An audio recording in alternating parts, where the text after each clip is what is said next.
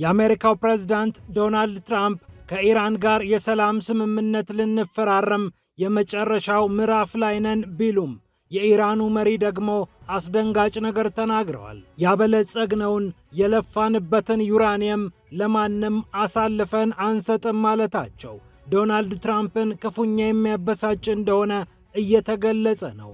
እስራኤልም ይህንን ጉዳይ ይዛ በቃ ወደ ጦርነት እንግባ ልትል እንደምትችል እየተጠበቀም ይገኛል። ሌላኛው አነጋጋሪ ጉዳይ በኢራን የቴሌቪዥን ጣቢያዎች ሊያውም በቀጥታ ስርጭት ከስቱዲዮ እየተተኮሱ የሚገኙት ጥይቶች ብዙዎችን አስደንግጠዋል፣ አስገርመዋል። ታዋቂ የቴሌቪዥን አዘጋጆች ክላሽንኮቭ እና መትረየስ እንዴት ተፈቶ እንደሚገጠም ከመማርም ባለፈ ባሉበት ስቱዲዮ ሊያውም በቀጥታ ስርጭት ተኩስ እየተኮሱ መሆናቸው የብዙዎችን ትኩረት ስቧል። አንደኛው የቴሌቪዥን አቅራቢ በተባበሩት አረብ ኤምሬትስ ሰንደቅ ዓላማ ላይ መተኮሱ፣ ታዋቂዋ ሴት የቴሌቪዥን አቅራቢ በበኩሏ ይህ መሳሪያ ቤቴ ይገኛል ማለቷ በመላው ኢራን ብቻ ሳይሆን በመላው ዓለም መነጋገሪያ ሆኗል። ጉዳዩን እንመለከተዋለን። በእስራኤል ጦር አስተባባሪነትና እርዳታ በመካከለኛው ምስራቅ ከፍተኛ የሚባል የአደንዛዥ እጽ ንግድ አለመባሉ ደግሞ ግርምትን አጭሯል። ጦሩ የሚደግፋቸው አንዳንድ ታጣቂዎች ይህንን የአደንዛዥ እጽ ንግድ አጧጡፈውታል ነው የተባለው። ዝርዝር ሪፖርት ወጥቷል። ይህንንም እናያለን። እንዲሁም ቻይና ተጨንቃለች። ባለ ኒውክሌሮቹ ተሰልፈው እየመጡ ነው። ትራምፕን ሸኝታ ፑቲንን አሰናብታ አውሮፓን፣ ካናዳን አስተናግዳ የቆየችው ቤጂንግ አሁን ደግሞ ሌላኛዋን ባለ ኒውክሌር ልታስተናግድ መሆኑ ተሰምቷል። ኒውክሌር ያስታጠቀቻትን ሀገር በብዙ መልኩ ለማመስገንም ጭምር ነው እዚያ የምትደርሰው። አብራችሁን ስትቆዩ ታገኙታላችሁ። ፒያሳ ኔትወርክን ስትከታተሉ ሁሉንም በጥልቀት ታገኛላችሁ። ፒያሳ ኔትወርክን ሰብስክራይብ፣ ላይክና ሼር በማድረግ የፈጣን የተአማኒና የጥልቅ ዘገባዎች ቤተሰቡን ስንል በአክብሮት ጋብዘናል። ብስራት ከፈለኝ ነኝ። አሁን ወደ ጉዳዮቻችን አለፍን።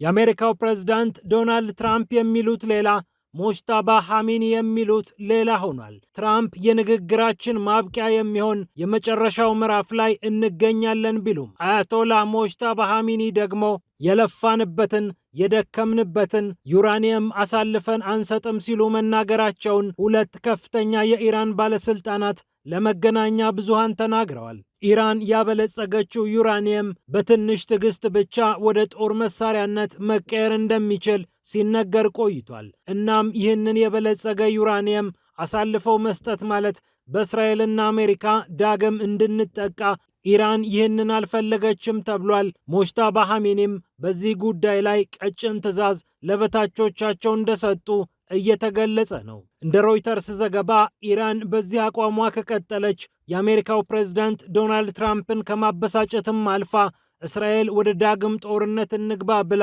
እንድትወተውትም ያደርጋታል። ምክንያቱም በውይይቱ ጊዜ ሁሉ ዶናልድ ትራምፕ ይህ ጉዳይ የማንደራደርበት ነው ብለው ለዓለምም እንደተናገሩ እስራኤልንም ለማግባባት እንደተጠቀሙበት የሚታወቅ ነውና።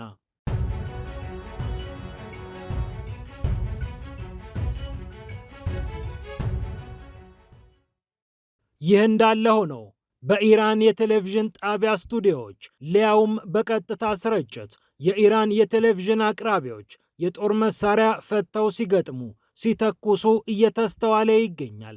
አንድ አይደለም፣ ሁለትም ሶስትም የቴሌቪዥን ጣቢያዎች ይህንን ነገር ደጋግመውታል። ወንድ ብቻ አይደለም፣ ሴቶቹም ተኩሰዋል። የኢራን አብዮታዊ ጦር ወታደሮች ስቱዲዮ ተገኝተው ክላሽንኮቭ እንዴት እንደሚገጠም፣ ፒኬ መትረየሶች እንዴት እንደሚሰሩ እያሳዩ ይገኛሉ። እነዚህን የጦር መሳሪያዎች አጠቃቀም ተመልከቱ ብላ ኢራን ለዜጎቿ ከማስተማርም ባሻገር የቴሌቪዥን ጣቢያው አዘጋጆችና አቅራቢዎች ሲተኩሱ መስተዋላቸው ብዙዎችን አስደንግጧል፣ አስገርሟል።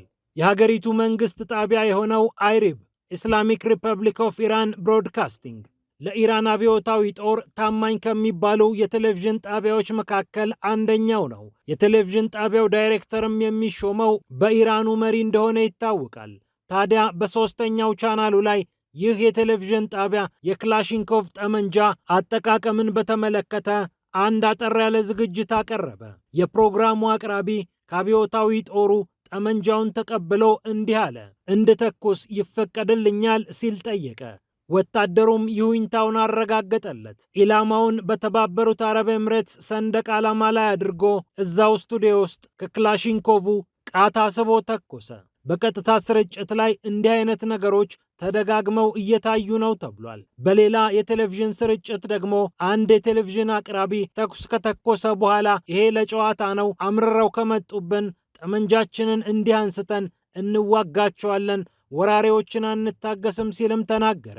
ወንዶቹ ብቻ ሳይሆኑ ሴቶቹም ጠመንጃውን አንግተው ታይተዋል።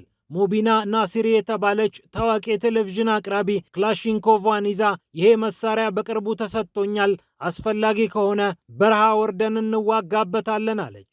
እነዚህ ክስተቶች ብዙም ያልተለመዱ በመሆናቸው በኢራናውያንም በመላው ዓለምም ትልቅ ትኩረትን ስበዋል።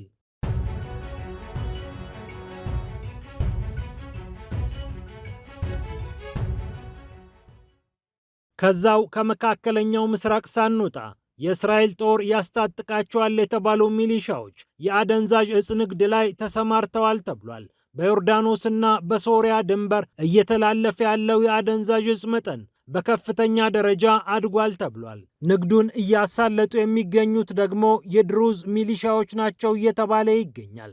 የእስራኤል ጦር የሚያስታጥቃቸው እነዚህ ሚሊሻዎች ብሔራዊ ዘብ የሚል አደረጃጀት ፈጥረው ራሳቸውን ሲከላከሉ ቆይተዋል። ከሶሪያ መንግስት ጋር ብርቱ ፍልሚያ ላይ የገቡት በእስራኤል የሚጠበቁት ድሩዞች በቴላቪቭ ሽፋን ይህንን ንግድ እያሳለጡ ነው ተብሏል። ከሰኔ ወር በኋላ ባለው ጊዜ ብቻ 325 በመቶ የአደንዛዥ እጽ ንግዱ እንደጨመረ ታውቋል። ካፕታጎን በመባል የሚታወቀው በእንክብል መልክ የሚተላለፈው አደንዛዥ እጽ በተለይ በሶሪያ በከፍተኛ ደረጃ ሲሰራጭ ቆይቷል። በበሽር አልአሳድ ዘመን ይህ እጽ ከቁጥጥር ውጭ ወጥቶ ዮርዳኖስን እያተረማመሰ የገልፍ ሀገራትን እያሸበረ ቆይቷል። በእርግጥ አዲሱ የሶሪያ መንግስት ከመጣ በኋላ ጥብቅ ቁጥጥር ተደርጎ ነገሮች እየተስተካከሉ ቢመስሉም የድሩዝ ሚሊሻዎች ግን ይህንኑ እጽ ንግድ ገብተውበታል ነው እየተባለ የሚገኘው። በተለይ ሱዌዳ በተባለው አካባቢ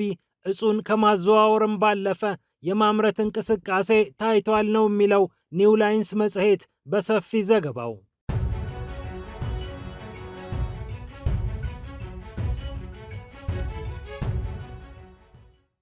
በመጨረሻም ቤጂንግ ተጨንቃለች። ባለ ኒውክሌሮችን አሰልፋ እያስተናገደች ትገኛለች። የብሪታንያው ጠቅላይ ሚኒስትር ኪር ስታርመር፣ የአሜሪካው ፕሬዝዳንት ዶናልድ ትራምፕ፣ የሩሲያው አቻቸው ቭላዲሚር ፑቲን፣ እነዚህ ሁሉ ባለ ኒውክሌሮች ናቸው። ቤጂንግን እየረገጡ ይገኛሉ። አንዳቸው ሲወጡ አንዳቸው እየገቡ ሺጂንፒንግን ጨብጠው እየተወያዩ ቻይና የዓለምን ሚዛን እያስጠበቀች መሆኑን እያሳዩ ናቸው ማለት ይቻላል። አሁን ደግሞ ተረኛዋ ባለ ኒውክሌር ፓኪስታን ጠቅላይ ሚኒስትሯን ወደ ቤጂንግ እንደምትልክ ተሰምቷል። ጠቅላይ ሚኒስትር ሼባዝ ሻሪፍ ቅዳሜ ዕለት ቤጂንግ ይገባሉ ተብሎ ይጠበቃል። የ4 ቀናት የጉብኝት መርሃ ግብርም ተይዞላቸዋል። ፓኪስታንና ቻይና 75 ዓመት የሞላውን የዲፕሎማሲ ግንኙነታቸውን ለማክበር ነው በቤጂንግ ቀጠሮ የያዙት። ታዲያ ቻይና ለፓኪስታን ያልዋለችው ውለታ የለም። ፓኪስታንም ቻይናን አክብራ ለረጅም ዘመን ዘልቃለች። በህንድ በጥብቅ ይፈለግ የነበረውን 5180 ስኩዌር ኪሎ ሜትር የሻክስጋም ሸለቆ ለቻይና አሳልፋ የሰጠችው ፓኪስታን ከቻይና ብዙ ነገሮችን አግኝታለች። በተለይ በድብቅ ያሳለፉትና የፓኪስታንን የኒውክሌር ፕሮግራም መሬት ያስረገጠው ስምምነታቸው ለሁለቱ ሀገራት ግንኙነት ትልቅ አሻራ ተደርጎ ይቀመጣል።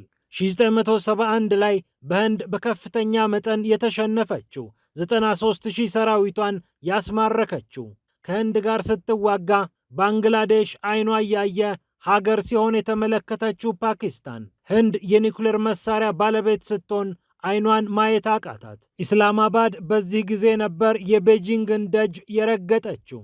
በየትኛውም ዋጋ የኒውክሌር ጦር ባለቤት መሆን አለብኝ ብላ የተነሳችው ፓኪስታን ከቻይና ጋር በሚስጥር መከረች። ወሳኙንም ቴክኖሎጂ በእጁ አስገባች። ኋላ ላይ የህንድን ሚዛን የምታስጠብቅ ባለ ኒውክሌር ሆና አረፈችው። በአደባባይ ብዙ ባይናገሩትም ሁለቱም ሀገራት ይህ እንደሆነ ያውቃሉ። ፓኪስታንም የቻይናን ውለታ ሁልጊዜም አትረሳም። ለዚህም ነው ጠቅላይ ሚኒስትሩ ወደ ቤጂንግ ድረስ ተጉዘው እንኳን ለበዓላችን አደረሰን የሚሉት። ፒያሳ ኔትወርክን ስትከታተሉ ስለቆያችሁ ክብረት ይስጥልን ብለናል። ፒያሳ ኔትወርክን ሰብስክራይብ፣ ላይክና ሼር በማድረግ የፈጣን የተአማኒና የጥልቅ ዘገባዎች ቤተሰቡን ስንል በአክብሮት ጋብዘናል። ሰላም ለዓለማችን።